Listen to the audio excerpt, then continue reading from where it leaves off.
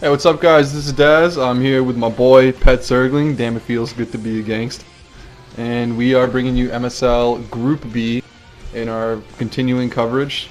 This group contains Luxury and Cal, who are playing the first game, this game that you're about to watch right now. And the second game is between Leda and Hyuk, who's some Zerg player. I don't know how I got into the MSL, but he's here. More importantly, though, Cal and Luxury. That's a pretty sick game. And what are your thoughts on this game, Pet Zerglin?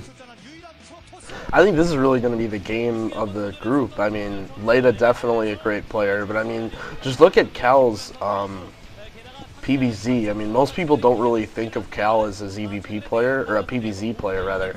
But actually, he has a reputation for PVZ. Yeah, I mean, it's just so good. I mean, he's up there. Well, yeah. I usually associate him as the Joker toss with mess around in PvT. You usually see a lot of creative builds, lots of manor pylons. At least that's what I associate Cal with as a non-Protoss player. So I guess good correction there. But Luxury, I would say. Really well all-around player. I mean, just been playing excellently. His stats don't look like it. I guess he hasn't been doing that well in the MSL, but just really good groups lately. I mean, there's this group, there's the Savior Bisu group, that was that excellent Up Magic and Yarnak group, and there's the Firebat Hero Flash group, and I was even kind of impressed with the huge Terran group. So MSL looking just great so far. Yeah, I think mostly the best players have also gone on. Apart from maybe Bisu getting knocked out. The right people have moved on from most of the groups, and that's probably going to keep on continuing here. Cal and Luxury are probably going to be the two guys who advance in this group, but it's going to be more difficult for one of them, because obviously one of them is going to be down a loss right now. Okay, for syncing purpose here, 2, 1, 0. Game started. This game is on Carthage, which is a new map.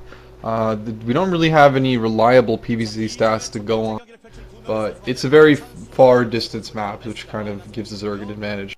If you watched our last game, it's actually Much played by Hero on this map, and he was totally destroyed by Hero, and a big part of why he was destroyed was the superior mobility of Zerg. By Hero was constantly raiding with Zerglings, constantly dropping, and just basically being a big, huge pain in the ass. And it took Much forever to get his army around the map to try to defend all his expansions and try to attack.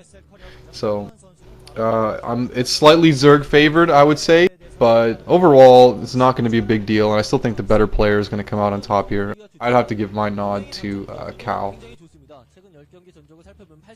Yeah, I've been really liking two-player maps lately, at least in professional gaming where you see a lot less cheese. I mean, fuck two-player maps, I'm sick of proxies, but usually you just see, once again, the better player win, the player who plays more aggressive, controls the game, you know right away, so you can't really go for some sort of strange opening. If a player is confident and wants to scout early and really control the game, it lets him do that, and I didn't quite look at that. Was that a 9 pool or an over pool for Luxury? I'm not too sure either. I don't see a second Overlord, so I'm going to have to say that it's a 9 pool. It looks like a 9 pool speed. Yeah, okay, that's not even an Overlord. So it's going to be a 9 pool gas build. Strange build from Luxury. Not something you see very often anymore against Protoss these days. Maybe he's trying to throw Cal off because Protoss players these days are so used to overpool speed, he might just assume that it's an overpool speed and put a Nexus down first.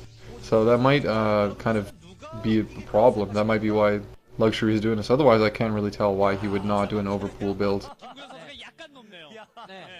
Yeah, dead even for the predictions. I'm not sure if that's predictions or just fan favorites. So I'm really interested that Luxury went for not only the 9 pool, but he went for the gas too. So he's pretty much really committing himself. I mean, unless he takes out the probe early and does some sort of strange one-hatch layer build. I mean, he's really committing himself here to the speed Zerglings. He's going to deny scout here from Cal, and he can really open up wherever. I mean, we've been seeing Zergs. Wow, that was nice probe movement there. Cal keeping it alive. But, I mean, it's going to get taken down here pretty shortly. But Luxury still hasn't started his hatchery. Usually you see right after the Zerg player take their drones off gas, the hatchery goes up, and there it looks like the drone's sneaking out. And 2 cannons going down for Cal there. And they actually walled off his choke point there pretty safely. And I don't think there's another entrance. I mean, besides the in the middle. No, that's still in the middle of the map. He can't get through that with the neutral buildings. So I think Cal might be going for a Sayer Reaver.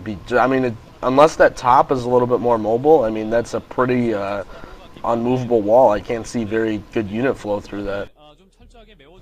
No, he might clear out the forge later or pick off one of the two cannons. I think at this point he's more worried about preventing Zerg all-ins, so that's why he's got such a wall in like that. I mean, he knows that he's going to have the economic advantage already. I mean, normally with an overpool speed, the Zerg can get a hatchery down at about the same time as the Protoss, but with this build, Luxury is definitely behind. Not a whole lot, but he's definitely behind at least a little bit because of his later hatchery placement. In terms of why we saw the late hatchery placement, like you mentioned, normally you would see a Zerg put down a hatchery right after the links pop out. That is an overpool speed. In a 9 pool speed, it's just a little later than that because the Zerglings come out earlier and you've saved up less money. It looks like Luxury is actually going for a macro game. As you see, he's put down a 3rd hatchery in the corner over there, so he's not going to be going for an all-in kind of build. But he might be going for some kind of build where he wants to at least pressure Cal a little bit. I think it'd be a good idea for him to try to put some kind of pressure on, given that he is behind in the game.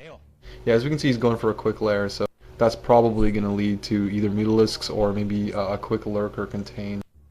One or the other. We're going to have to see in a few minutes here. If he doesn't put down the den soon, then it's not going to be lurkers. Oh, and a couple of white guys. How about that? We're also a couple of white guys as well, waving to the camera. You don't see that too often. Yeah, good for that. Yeah, I'm sure the camera picked those guys out right away.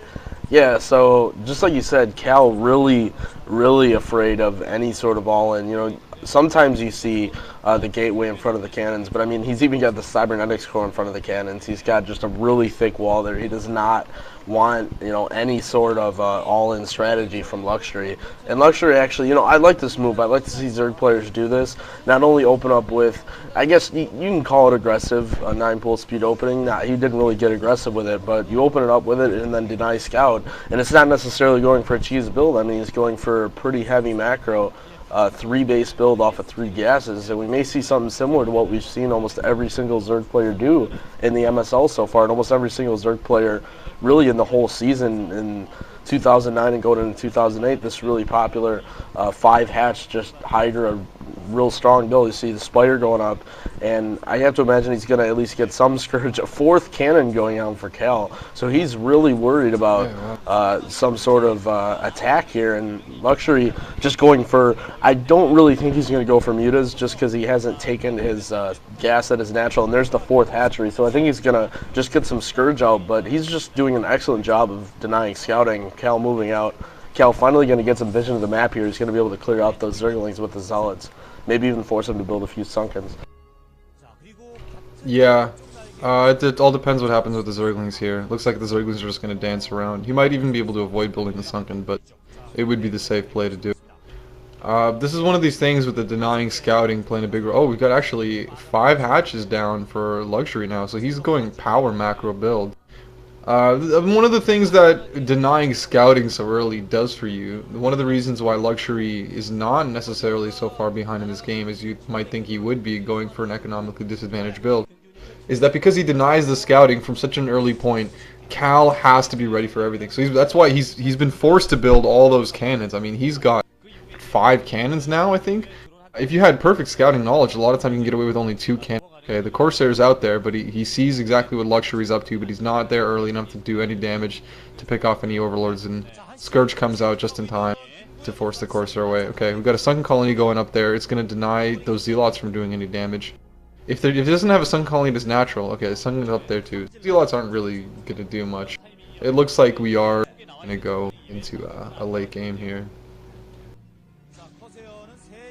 Yeah, Luxury getting a little bit of vision there with his Scourge and actually a robotic support going on, so we are going to see a Sayer Reaver build here from Cal, and Cal actually getting a little aggressive with his Zealots there, and Luxury does have speed. He's going to try and pincer those Zealots in. Nice move getting on that ramp, nice though. Move with the choke, yeah, he's going to lose. Oh, wow, he still doesn't lose. Oh, there's how it goes, and looks like he's going to lose all 3 of those Zealots, although really not too much of a big deal as he's going to transition into a more air control based army. And let's see if Luxury, if he sticks with the also, Hydras. Sorry to interrupt you. You notice there, he was killing the Zerglings in 2 hits, so that means he's got the upgrade advantage already. His +1's already finished.